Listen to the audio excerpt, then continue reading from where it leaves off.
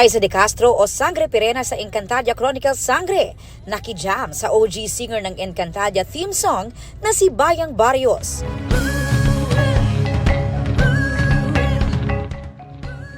Nagulat ako kasi ang laki ng setup. Merong kulintang, merong chimes and everything. So para akong nasa Devas bigla na.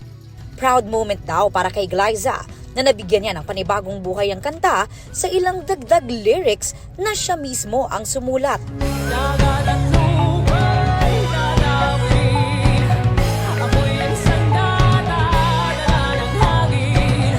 Noong 2005, 2016, ang naririnig lang natin lagi is uwe, uwe. Tapos ano lang siya, in-explain siya sa akin ni Miss Bayang kung ano yung story behind it. Parang siyang kalikasan na nasira.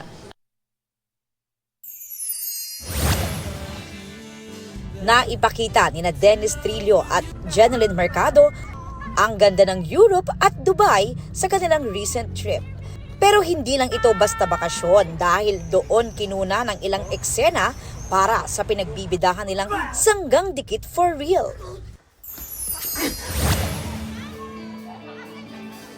Nagpasaya rin sila ng Global Pinoys. Sa Milan, Italy, nagkaroon sila ng meet and greet at mini press con.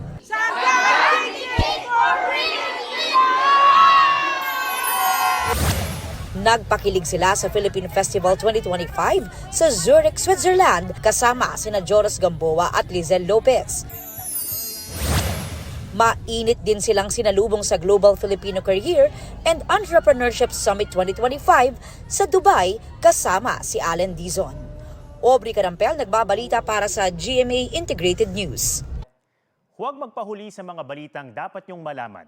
Mag-subscribe na sa GMA Integrated News sa YouTube.